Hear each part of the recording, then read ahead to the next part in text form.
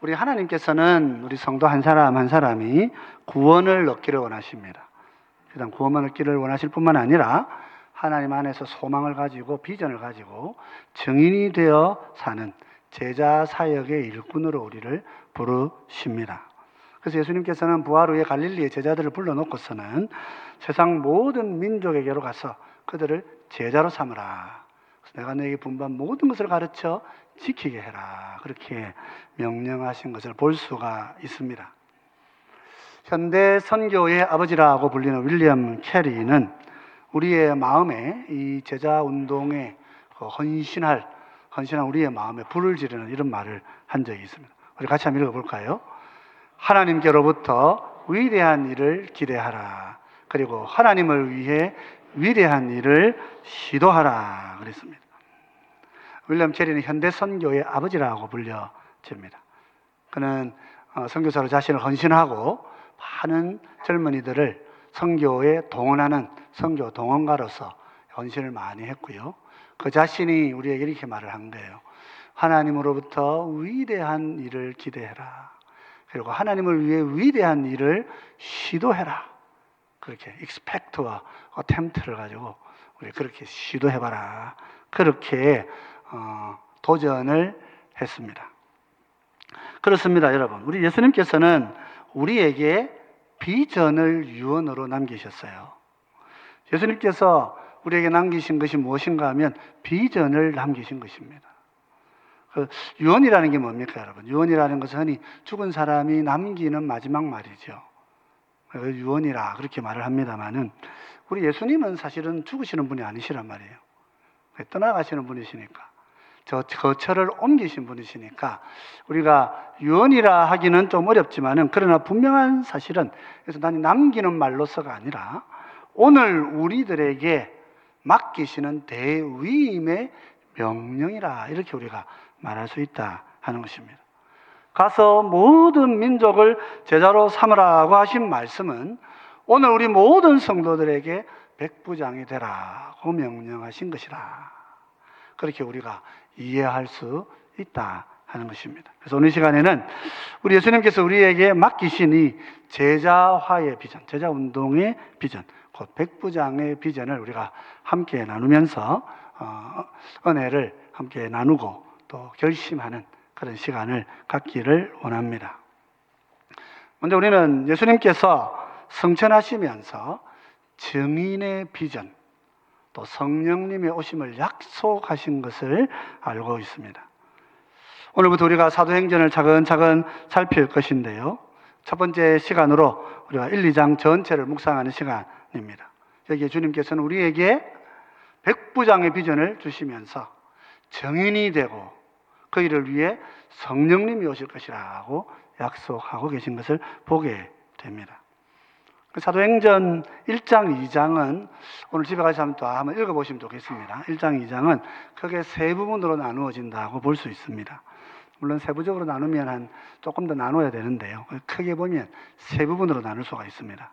앞부분은 1장 전체라고 보면 될 것 같아요. 여기는 예수님께서 성천하시면서 이제 비전을 주시죠. 약속을 주시고 성령을 내가 너에게 보내겠다. 그렇게 말씀하시는 약속이 나타납니다. 그리고 그에 따라서 교회가 반응하는 모습들이 1장 전체에 기록이 되어 있고요. 오늘 우리가 읽은 2장 1절로 13절까지는 제일 가운데 핵심 부분이에요. 그 약속이 성취되어져서 정말 성령님이 오신 거예요. 그러면 성령님이 오신 건 하늘의 일인데 땅의 일은 어떤 일이 나느냐? 14절부터 47절까지 하늘의 일이 땅에 어떻게 이루어졌는가 하고 보여주고 있습니다. 그 결과로 놀랍게도 제자들을 통하여 교회가 세워진 것을 볼 수가 있지요. 특별히 1장에서 예수님은 성천하시면서 우리에게 약속을 주셨다는 것을 볼 수 있습니다. 증인들이 되게 하시겠다. 사도행전 1장 8절인데요. 우리 같이 한번 읽어 보십시다. 오직 성령이 너희에게 임하시면 너희가 권능을 받고 예루살렘과 온 유대와 사마리아와 땅끝까지 이르러 내 증인이 되리라 하시니라. 여기 보면 예수님께서 너희는 나의 증인이 될 것이다 이렇게 말씀하셨어요. 예수님은 우리에게 너희가 내 증인이 되라 이렇게 말씀하지 않으셨습니다. 될 것이다. 이것은 다시 말하면 되게 하겠다. 이것은 명령이 아니고 약속이에요. 주님께서 우리에게 주신 약속이 뭐냐면 너희로 내 증인이 되게 하겠다. 성령이 충만한 것을 가지고 우리가 지난 세기에 우리 세계교회 마찬가지 한국교회도 지난 세기에 우리가 크게 좀 회개해야 될 것들이 있는 중에 하나인데요. 성령님이 오시면 많은 사람들이 은사쇼를 합니다. 성령님이 오시면 은사쇼, 물론 은사가 나타나기 때문에 그 쇼라고 말할 수는 없지만 제가 좀 강조해서 말씀드리는 거예요. 은사를 보여주고 은사의 매력대로 은사에 빠지는 그런 일들을 지난 세기 100년간 해왔어요. 근데 여러분 성경 읽어보면 성령이 오시면 뭐라 하시냐면 내가 너희로 내 증인이 되게 할 것이다. 그렇게 약속하고 계시는 거예요. 중간에 그 일을 위해서 성령님이 오실 것이다. 그죠? 은사도 나타나고 능력도 나타나는데 은사와 능력이 목적이 아니란 말이에요. 그가 가야 할 방향은, 성령이 오심의 방향은 뭐냐면 너희가 나의 증인이 되게 하겠다. 여러분, 성령님이 내 안에 거하십니까? 성령님이 내 안에 거하십니까? 네, 우리 예수님을 주로 시인하는 자들에게는 성령님이 내 안에 거하신다 그랬습니다. 성령이 내 안에 거하시는 분들은 은사는 다양하고 차이가 있을 수 있지만은 모든 것이 하나로 뭉쳐져서 집중해야 되는 한 가지가 있다면 예수 그리스도를 증거하는 거예요. 이 땅에 오신 예수님이 그리스도시라고 하는 증인이 되는 것이란 말이에요. 그래서 오늘 주님께서 우리에게 약속하시는 것이요, 내가 너희를 나의 증인으로 삼겠다. 아니, 너희가 정말 나를 믿으면 너희는 나의 증인이 될 것이다. 되게 할 것이다. 영어로 보면 이게 You shall be my witness 이렇게 되는데, 이제 You shall 이렇게 할 때 shall은 이제 화자의 의지란 말이에요. 말하는 사람의 의지. 그래서 거꾸로 I will make you my witness라 되는 거예요. 내가 그렇게 만들 것이다. 여러분, 우리가 주님의 약속의 말씀을 마음에 잘 붙드시는 여러분 되시길 바랍니다. 주님은 우리를 주님을 증거하는 증인이 되게 하시는 거예요. 사실 요즘 이단 여호와 증인 증인이란 말 쓰니까 우리가 증인이란 말 잘 안 쓰게 됩니다. 교회에서 목사님 이단 출신이시가 자꾸 증인 하시노 이렇게 할까 싶어서 그냥 그 말을 잘 안 쓰게 되는 거예요. 신천지라는 말도 얼마나 좋은 말이에요. 새하늘 새 땅인데 이단이 써버리니까 우리가 교회에서 잃어버린 단어가 되어버린 거예요. 그래서는 안 되겠죠. 근데 우리 오늘 본문을 읽지 않았습니다만 우리 1장을 여러분 읽어보시면은, 그죠? 이렇게 예수님께서 약속을 하시고 난 다음에 그 성천하시고 나니까 제자들이 남아서 두 가지 일을 하는 모습을 볼 수가 있습니다. 첫 번째는 뭐냐면 예수님께서 성령을 내게 보낼 것이다 하고 이렇게 약속을 하시니까 교회는 이걸 어떻게 이해했냐면 성령님이 오시도록 기도해야 되겠구나 이렇게 이해를 하고 교회가 기도하는 일에 힘쓰게 됩니다. 그래서 우리는 예수님의 약속을 붙들고 기도하는 것이 중요합니다. 기도는 내 마음을 들고 가서 이렇게 하나님 이렇게 하세요 저렇게 하세요 하나님을 명령하는 게 아니라 그랬죠. 기도는 주님의 뜻에 내 마음을 맞추는 거예요. 그게 기도예요. 그게 기도인데 이 사람들 되겠습니까? 주님이 성령을 보내실 것이다 하니까 그 뜻대로 우리가 기도해야 된다. 성령님 오십시오. 주님 성령님 주십시오. 그게 기도합니다.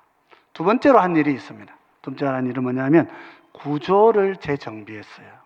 구조를 갖춘 거예요. 구조라 하면 우리가 흔히 말하는 제도 혹은 조직을 말하는 것입니다. 어떻게 구조를 정비했느냐? 당시 가룟 유다가 다른 길로 떠났습니다. 그 자리가 비인 거예요. 그래서 그 자리에 마띠아라고 하는 처음부터 예수님 따라 함께 동행했던 사도를 세우는 것입니다. 그 사도행전 1장 26절은 이렇게 얘기합니다.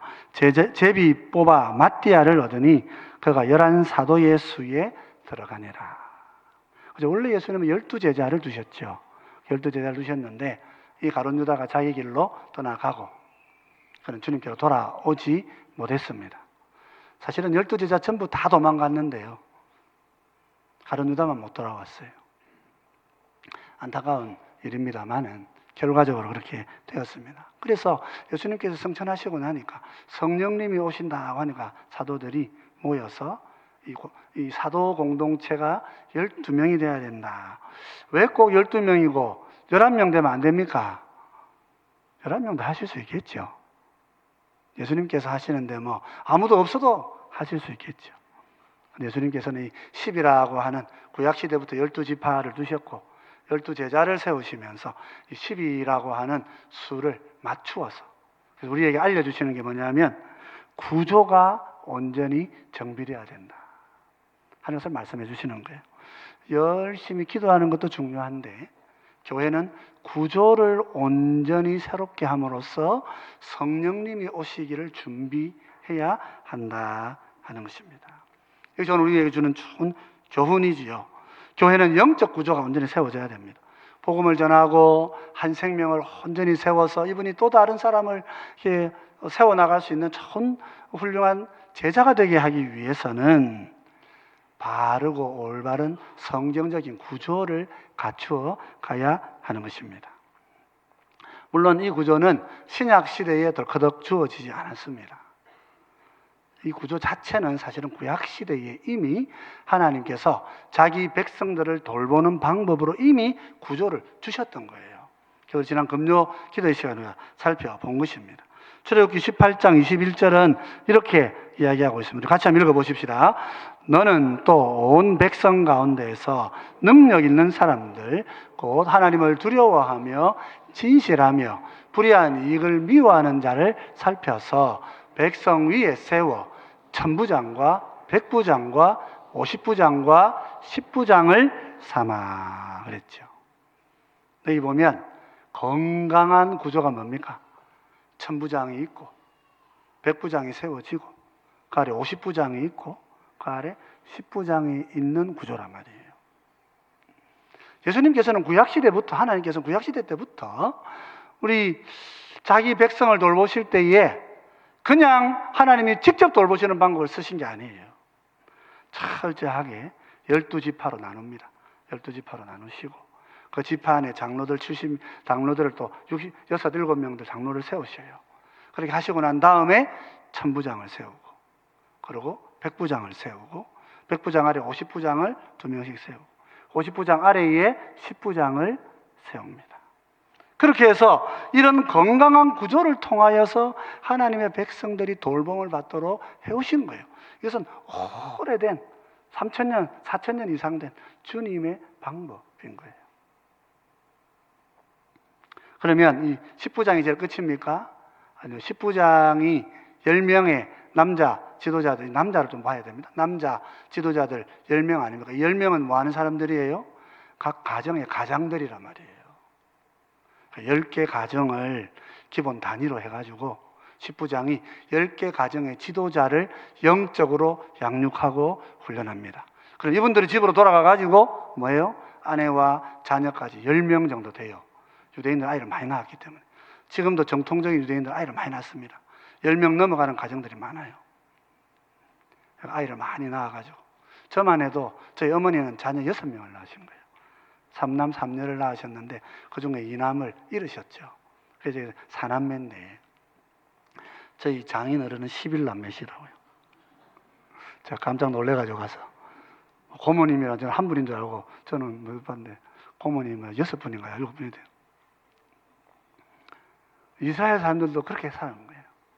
그래서 이 한 사람의 이 10부장이 10개의 가정을 통하여서 잘 리더를 훈련하면 아버지들을 잘 훈련시키면 이 아버지들이 가가지고 자기 가정을 믿음으로 잘 양육할 수 있도록 하는 방식. 그래서 200만, 300만이 되어도 전부가 다 일사불란하게 쭉 하나님의 말씀대로 살아가는 공동체가 되도록 그렇게 돌보게 하신 것입니다.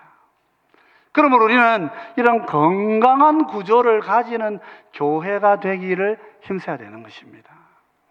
초대교회는 구약의 교회 모습을 바라보면서 예수님께서 제자를 삼으라 하시는 순간부터 벌써 이런 구조를 머리에 가신 거예요. 아니, 성경에 안 나오잖아요. 신약 성경만 읽어서 그런 거예요. 구약 성경 읽어보시면 천부장, 백부장, 50부장, 10부장 구조가 다 나타나 있는 것입니다. 이건 전제예요. 구약 성경 없이 신약 성경 읽을 수가 없는 거예요. 그렇습니다. 그래서 초대교회는 정말 예수님의 약속을 붙잡고 먼저 기도하고 그다음에 구조를 정비합니다. 우리도 마찬가지입니다. 주님께서 우리를 이렇게 증인되어 제자 삼으시겠다 이렇게 하시면 우리는 어떻게 해야 됩니까? 약속을 따라서 먼저는 기도하는 일에 힘쓰셔야 돼요. 제가 금요일 금요 기도해 보니까 한 70분 정도 모이셨어요. 우리 교회 성도가 어른 성도가 700명, 자녀들이 한 300명 되는데 다 어디 가셨는지 모르겠어요. 금요일 막 불금 다 그 점심 다니십니까? 그래서 문을 닫고 오셔야 돼. 문을 닫고 다 교회로 오셔야 되는 거예요. 함께 기도하셔야 돼요. 주님께서 지금 우리에게 성령을 주시겠다고 약속하셨는데 함께 모여서 기도하는 일에 힘써야 됩니다. 그리고 건강한 구조를 가지기 위해 힘을 다해야 하는 줄 믿습니다. 그래서 우리 모두는 기도하는 일과 건강한 구조를 세워가는 일에 온 힘을 다하시는 우리 모든 분들 되시기를 주의 이름으로 축원합니다. 그런데 이렇게 주님이 약속하시고 난 다음에 가만 계신 게 아니에요. 주님은 그 약속을 이루어 주셨습니다. 그래서 예수님은 성령님을 보내심으로써 이 제자들이 진짜 증인이 되게 하셨어요. 사실 예수님의 제자 훈련은 어떤 면에서 보면 좀 실패하신 것처럼 보이기도 해요. 3년 동안 데려다니셨는데 십자가 가신다 하니까 어떻게 됩니까? 다 도망가고 없어요. 오히려 막 여자들이 와가지고 막 예수님 시신을 막 돌보고 이렇게 하고 있었어요. 그런 사람들이었죠. 여러분 잘 기억해야 됩니다. 그래서 기도만 하고 구조만 갖춘다고 해서 하나님의 나라의 사역이 폭발적으로 일어나는 건 아니란 말이에요. 그죠? 물론 우리가 기도하고 구조를 갖춰야 됩니다. 이건 우리 편에서 하는 최선의 일이란 말이에요. 최선의 일. 우리는 항상 기도하고 항상 구조를 세워가야 합니다. 10부장만 세워서 되는 게 아니고 50부장도 세우고 100부장도 세워서 이렇게 이루어 가야 합니다. 그러나 이런 구조만으로 내가 기도한다는 것만으로 완전한 사역이 일어날 수가 없어요. 진정한 사역이 일어나려면 성령님이 오셔야 되는 거예요. 진정한 사역은 성령님이 하시는 사역이에요. 예수님께서는 우리에게 이 일을 맡기기 위해서 우리에게 성령님을 보내시는 분이라 말이죠. 그래서 오순절 날에는 정말 모이는 그 성도들의 머리, 마가다락방에 모인 성도들의 머리 위에 불의 혀같이 각각 성령님이 임하셨다. 그렇게 얘기합니다. 초대교회는 성령님이 오심을 경험한 교회입니다. 우리 한국교회도 성령님이 오심을 경험한 교회 중에 하나입니다. 사도행전 2장 4절은 이렇게 말하고 있습니다. 자, 같이 한번 읽어보십시다. 그들이 다 성령의 충만함을 받고 성령이 말하게 하심을 따라 다른 언어들로 말하기를 시작하니라. 그랬습니다. 구조를 정비하고 기도할 때에 성령님이 오시는 것입니다. 놀랍게도요, 방언이라고 하는 새로운 은사가 주어지는 것입니다. 예수님이 말씀하셨어요. 성령이 오시면 너희가 권능을 입게 될 것이다. 그렇게 말씀하셨어요.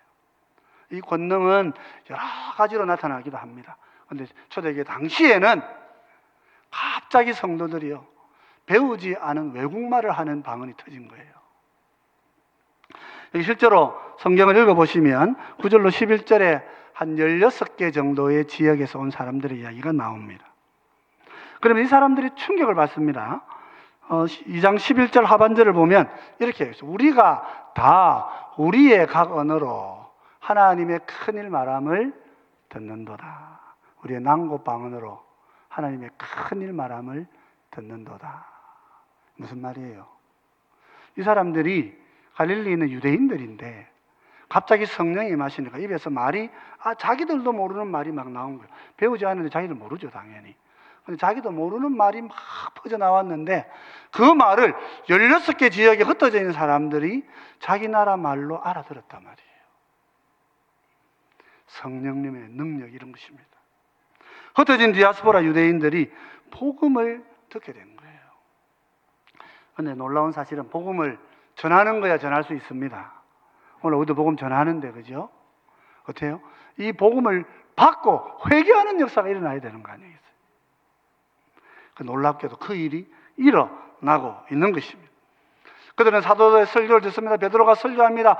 너희가 예수님을 십자가에 못 박여 주겠지 않느냐, 그 얘기하니까 사람들이 마음에 찔림을 받고 회개합니다. 우리가 메시아를 만약 십자가에 못 박았다면 그러면 우리는 지금 어떻게 해야 구원을 받느냐 질문하게 된 거예요. 그래서 우리 2장 38절에 베드로가 이렇게 대답합니다. 같이 읽어보십시다. 베드로가 이르되 너희가 회개하여 각각 예수 그리스도의 이름으로 세례를 받고 죄사함을 받으라. 그리하면 성령의 선물을 받을 것이라 그랬습니다. 베드로가 설교합니다. 너희가 회개하고 마음을 돌이키고 성령의 예수의 이름으로 세례를 받으면 죄 용서함을 받을 수 있게 된다. 그리고 성령님도 선물로 너에게 주어지실 것이다. 이 말을 듣고 하루 만에 3,000명이 돌아오게 됩니다. 정말 놀라운 부흥 아닙니까, 여러분? 우리가 하루에 3,000명이면, 그죠? 열흘이면 3만 명이에요. 얼마나 놀라운 기적이에요. 하루 만에 3,000명 교회가 세워졌고, 그죠? 하루 만에 열흘 지나면 3만 명 교회가 세워진다면 얼마나 놀라운 일이겠어요. 여러분, 그렇습니다. 많은 영혼을 주께로 돌아오게 하시는 일은 우리의 사명이긴 하지만 우리가 할 수 있는 일은 아니에요. 그건 주님이 성령 안에서 하시는 일이란 말이에요. 우리는 뭐 해야 됩니까? 우리는 기도하고 성령님 기다리고 구조를 잘 정비하고, 그래서 성령님이 오시면 성령 인도하시는 대로 나가서 복음을 증거하는 증인이 될 때 놀라운 은혜가 일어나는 거예요. 성령님이 오셔서 놀라운 능력으로 많은 사람들을 주께로 돌아오게 하시는 것입니다. 이 화면 좀 보여주시겠습니까? 성령님이 오시면 우리의 삶이 놀랍게 돌아옵니다. 성령님은 성령님의 능력으로 많은 사람들을 돌아오게 하시는 분이시란 말이에요. 우리가 할 수 있는 일은 아니고 주님이 하시는 거예요. 성령이 하신다 그랬습니다. 그래서 우리도 성령님을 기대하면서, 우리도 성령님을 소망하면서 기도하고, 우리의 구조가 정말 100부장, 50부장, 10부장 잘 세워지도록 그렇게 구조를 준비하고 기도하면서 성령이 오시기를 간구하시는 모든 분들 되시기를 주의 이름으로 축원드립니다. 이렇게 예수님께서 성령을 주시고 나니까 이 제자화된 교회를 통해서 새로운 영혼들을 구원해 내시는 거예요. 여러분, 하루에 3,000명 기독교인이 왔습니다. 어떻게 해야 되겠습니까? 우리 교회가 지난 3년 동안에요, 새가족 220명 정도 오셨어요. 그중에 학생들 한 60, 70명 빼고 나면은 새가족이 그래도 한 100, 5, 60명 되는데, 우리 교회를 한번 보세요. 지금 150명 새가족이 다 늘으셨어요? 그렇지 못해요. 그런 거에 남은 분이 계시고 나머지 분들이 다 떠나셨어요. 왜 그렇습니까?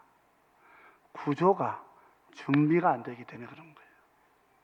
구조가 준비되어 있지 않으면 새 생명이 와도 이들을 훈련시키고 양육할 수가 없게 되는 것이라 말입니다. 우리 예수님께서 갈릴리 제자들 불러놓고 뭐라고 말씀하십니까? 마태복음 28장 19절 20절에 보면 이렇게 말씀하셨어요. 세례를 베풀고 내가 너에게 분부한 모든 것을 가르쳐 지키게 하라, 이렇게 말씀하셨어요. 세례를 베푸는 일만 하지 말고 거기에 더하여서 뭐예요? 주님이 분부한 모든 것을 가르쳐서 지키도록 해야 된다. 이제 분부한, 번역이 조금 그렇긴 해요. 분부한이라는 말의 헬라 원어는 보면 주님께서 권위를 가지고, 권세를 가지고 하신 명령이란 말이에요. 명령. 하늘과 땅의 모든 권세를 내게 주셨으니 그러셨단 말이에요. 그 권세를 가지고 주님이 명령하신 게 뭐예요? 주님께서 명령하신 모든 말씀을 가르치고 행하도록 해야 된단 말이에요. 우리가 성도가 돌아오면, 주님께로 돌아오면 세례받았다고 하면 그게 끝이 아니란 말이에요. 그때부터 시작해서 소그룹을 이루어서 이분들과 함께 내가 10부장이 되어서 이분들에게 하나님의 말씀을 전하고 가르치는 일을 해야 되는 거예요. 그때부터 이분이 제대로 양육되도록 세워가야 한다 하는 것입니다. 초대교회가 이 일을 위해 뭘 합니까? 자신들의 구조를 사용한 거예요. 원래부터 1000부장이 있었고 100부장이 있었고 50부장이 있었단 말이에요. 그리고 10부장이 있었단 말이에요. 기본적으로는 10부장을 세우고 그 다음에 50부장을 세우고 100부장을 세운 것입니다.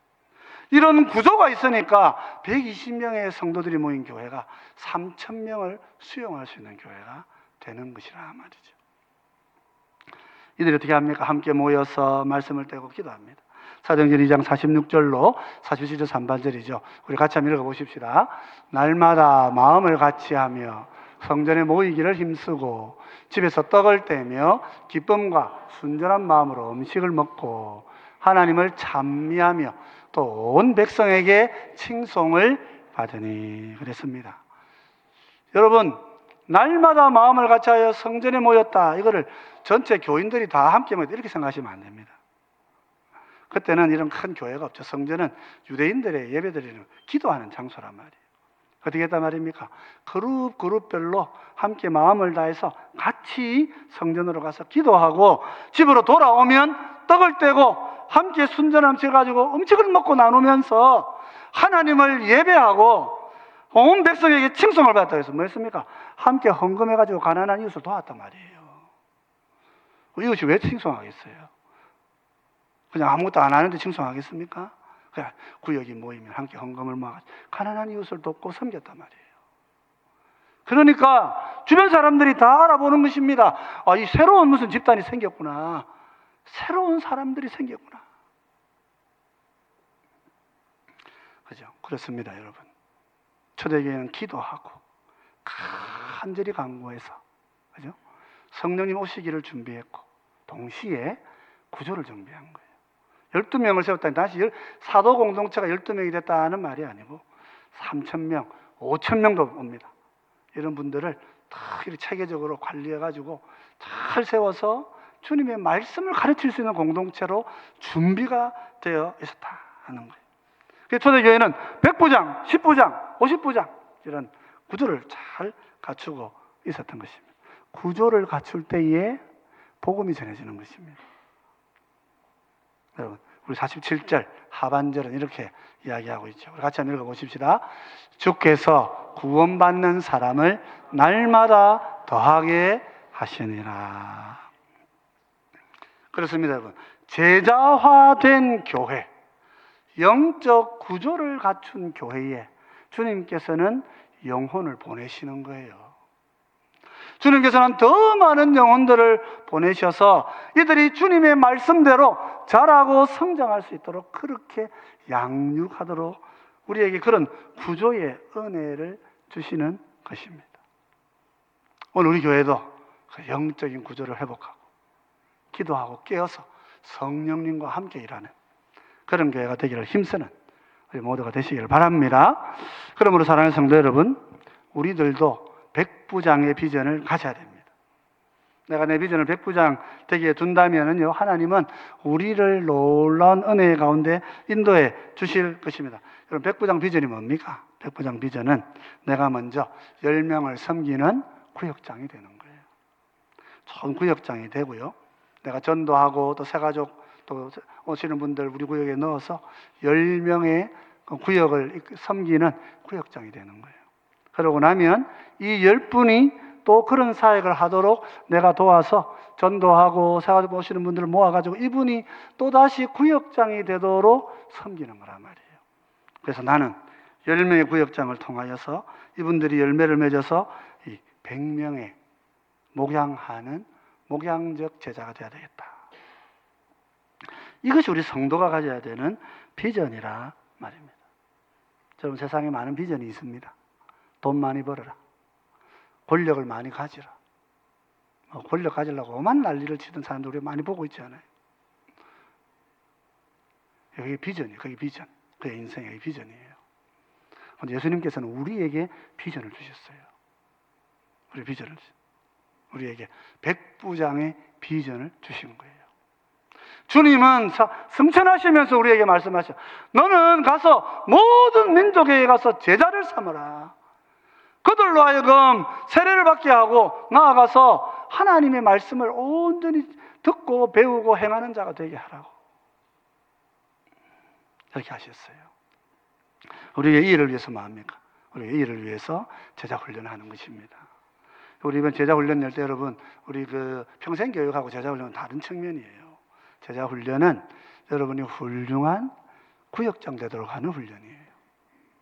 그리고 제자 훈련은 성경을 계속 배워가야 되니까 성경을 많이 배우시라고 내온 준비한 과정이란 말이죠. 그러므로 여러분, 우리 교회에 헌신하시는 분들은 열심히 제자 훈련부터 참여하셔야 되는 거예요. 먼저 구역장부터, 영역장부터, 또 우리 교구장부터 제자 훈련에 참여하셔야 되는 거예요. 그거 뚝 떼놓고 이렇게 보고만 있으면 안 되는 거예요. 그리고 내 구역이 정말 10명의 멤버가 되는지 잘 보고, 이분들이 정말, 우리 구역원들은 정말 또 다른 구역장으로 자랄 수 있는지 보고, 이분들이 우리 교회에 이런 제자훈련의 프로그램 참여해서 정말 좋은 구역장들로 자라도록 지원을 해야 되는 거예요. 그런데 실제로 우리 이미 있는 기존 구역을 보면 어떻습니까? 우리 구역이 지금 20명, 25명 되는 이런 분들도 계십니다. 구역장들이 매우 힘이 들어요. 그 영혼들 다 돌보려고 하면 힘이 든단 말이에요. 예수님도 12명 이상 제자를 안 받았어요. 그런데 우리 교회는 구역원이 20명이라. 구역장이 어떻게 그 일을 감당하겠냔 말이에요. 이런 구역 어떻게 돼? 빨리 예비구역장을 세워야죠. 빨리 훈련을 해가지고 그분이 구역을 또 섬기도록 분가를 자꾸 해줘야 되는 것이죠. 그래야 구역장도 짐이 가볍고 소명을 가지고 헌신하는 일꾼들이 될 수 있지 않겠습니까? 한 1년 하고 나면 그냥 나는 못하겠으니까 안 바꿔줍니까? 이러고 있으면 주님이 주신 비전을 우리가 잃어버리고 살아가는 교회가 되고 만다 하는 것입니다. 사랑하는 성도 여러분, 예수님은 우리에게 꿈을 주셨어요. 비전을 주셨어요. 그 비전은 백부장 비전이에요. 10명의 구역원을 통해서 이분들이 또다시 10명들을 양육한 100명의 리더가 되는, 나의 제자, 주님의 제자 100명을 내가 섬기는, 직접 섬기는 그 구역장들을 통해서 섬기는 그런 비전. 그래서 주님께서 12명 정도 남겨놓으시고 하시는 말씀이 2000년 동안 온 세계를 복음화 하겠다 하셨어요. 우리 주님 대단한 분입니다. 세상에 12명 남겨놓으시고 2000년의 이 세상을 구원의 역사를 이루실 것이라고 하신 분이란 말이에요. 그런 주님을 따라가는 우리가 어떻게 해야 되겠습니까? 우리도 꿈을 가져야죠. 여러분, 세상에 많은 꿈이 있습니다. 훌륭한 정치인이 되겠다, 예술가가 되겠다, 목사가 되겠다, 과학자가 되겠다. 다 그런 비전. 여러분, 훌륭한 비전이죠. 남을 섬기기 위한 것이니까. 그러나 만약 백부장 비전이 포함되지 않는다면 그 모든 비전은 사실은 실패한 비전이 될 수밖에 없는 거예요. 주님께서는 우리에게 영혼을 맡기시고 생명을 맡기시면서 성령을 내가 너에게 주어서 너희로 증인되는 삶을 살게 할 것이다, 이렇게 말씀하셨는데, 이 말을 이 제자들은 다 알아들었어요. 이 구조를 이렇게 이루어서 이런 사역을 해야 되는구나. 우리가 이방인들이라 잘 못 알아듣는 거예요. 오늘같이 설명이 필요한 현실이 되는 것입니다. 주님은 우리에게 제자운동의 비전을 주신 줄 믿으시기 바랍니다. 우리는 이 비전을 마음에 가져야 합니다. 참된 제자도가 무엇입니까? 참된 제자도는 백부장 비전을 세우고 이 일을 위해 헌신하는 삶을 살아가는 것입니다. 먼저는 어디서부터 시작해야 될까요? 여러분, 좋은 구역장이 되셔야 돼요. 좋은 십부장이 되셔야 돼요. 그리고 이 구역원들이 또 훌륭한 구역장이 되도록 자꾸 세워가시고, 그러면서 하나님께서 나에게 맡기신 100명의 영혼들을 내가 책임지는, 우리 교회 700명이 100명씩만 책임지면 어떻게 되겠습니까? 7만 명이에요. 7만 명. 필요한 교회를 분가하고 교회를 교회는 교회를 세워야 된단 말이에요. 교회를. 그런 교회의 꿈을 가지시는, 그런 백부장의 꿈을 가지시는 우리 모두가 되시기를 주의 이름으로 축원드립니다. 같이 그 꿈을 가지고 함께 올 한 해부터 잘 준비하여서 주님의 성령과 함께 하시는 우리 모두가 되시기를 주의 이름으로 축원드립니다. 우리